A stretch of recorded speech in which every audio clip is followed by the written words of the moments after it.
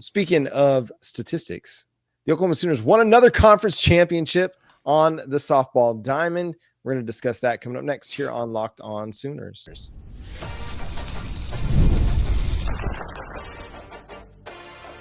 You are Locked On Sooners, your daily podcast on the Oklahoma Sooners. Part of the Locked On Podcast Network, your team every day. Thanks again for making Locked On Sooners your first listen every single day. Shout out to all the everydayers out there tuning in. Subscribe to the show wherever you get your podcast. We're part of the Locked On Podcast Network, your team every day. The Oklahoma Sooners clinched the SEC title last Friday after they won game one against Florida. And then, let's see, Texas A&M won game one in their series versus Tennessee. And then on Friday, Tennessee won game two, which helped Oklahoma clinch the SEC championship. It's been a really good year for the Oklahoma Sooners. Despite some of their ups and downs, they still won the SEC, a really, really tight SEC title race. A lot of it due to that big sweep over Texas and then the sweep over Mississippi State, the series before that. But as they get ready for the SEC tournament down there in Athens, Georgia, this is a team that seemingly still has a lot to prove, which is crazy to think about when you think about the Oklahoma Sooners, the four-time defending national champions. So out of 15 first place votes in the preseason, Oklahoma got how many, John? Two first place votes. The team with all the first place votes was 7 for Texas, 6 for Florida. So as everyone told us, Tennessee posted a beautiful post throughout the season and said, welcome to the SEC, because, they got that win over Oklahoma in the series. And we're like, okay, noted.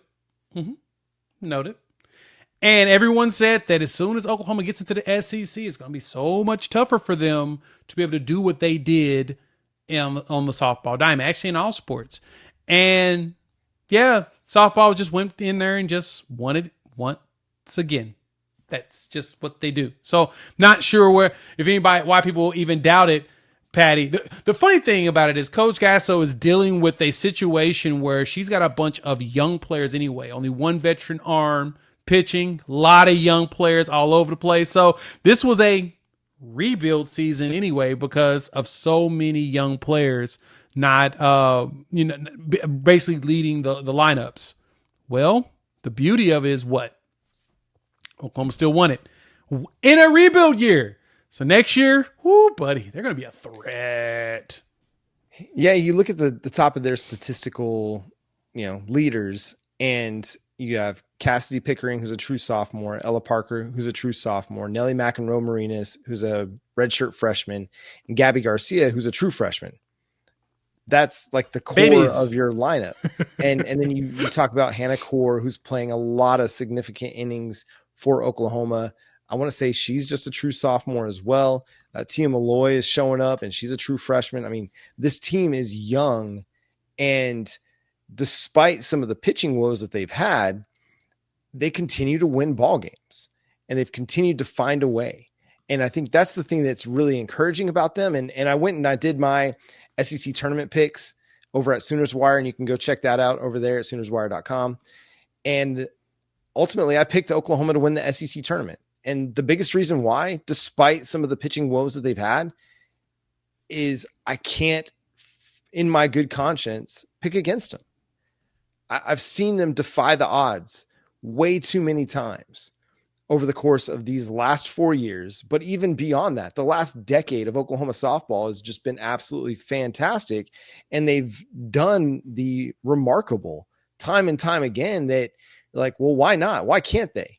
Why couldn't Kirsten Deal pull it together and have another magnificent game like she did in game 2 against Texas just a week and a half ago? Why can't Isabella Smith come through and throw 3 really strong innings like she did against Texas? It's that part. It's like, okay, yes, the Florida series went the way it went, but there's still a lot of potential for them to be better than what they were in that series. So I still believe that this team has a chance to go make a big, deep run and has a chance to win it all. I mean, they're right there in the mix with everybody else. Now, have teams caught up to them a little bit? I think so. I think the gap has narrowed from what it was a season ago, but I'm not going to count them out. And you shouldn't either, because at the end of the day, they might win it all again, and we'd all feel a little bit foolish. They might not win it, but that doesn't mean that this is a bad team. It just means that this is a team that is very young, and it's a little bit more flawed than the team last year, but there's a lot of talent on this team. And they, like I said, they've got every bit the chance to go win it all again. Yeah, and I understand the doubt. You're dealing with a team full of young players. And I mean, we do the same thing on the football field. We do that in basketball. You know, we pointed out that when you're dealing with a team full of a lot of young players, it's very hard for you to truly rely on all those young players to actually step up and make it happen. I mean, Oklahoma's dealt with that in some of the pitching. You know, you bring in a young player and you give up a 8-0 lead and let them tie the game up. So, I mean, it happens. That's something that's going to, but they need that experience anyway for you to understand if they are going to be ready to play in the near future. And so it's nothing wrong with it. It's still at the same time, though, it's young players. So I get where the doubt came in.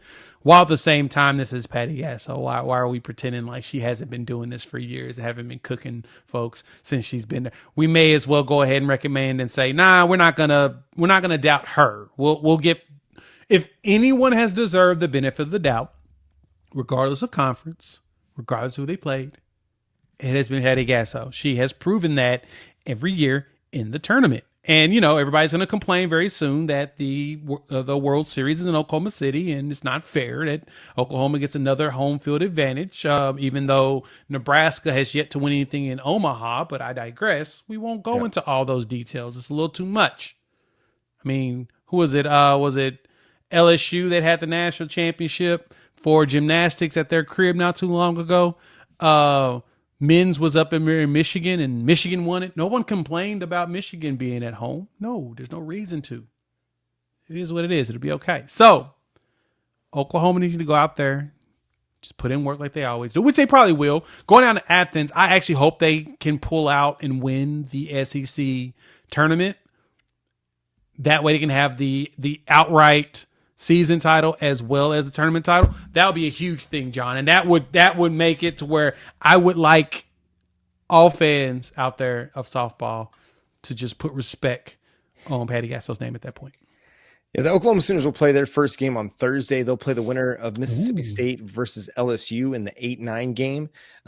All 15 teams in the SEC are making the SEC tournament. And so the bracket is kind of wild. You got the bottom bottom 6 teams playing on Tuesday, and then it goes on to kind of the next round on Wednesday, and so on and so forth. The semifinals will be on Friday, the championship game on Saturday on ESPN in the afternoon. But you mentioned Audrey Lowry coming in that Texas game when they had the 8-0 lead, and she didn't record an out, and she gave up a bunch of runs.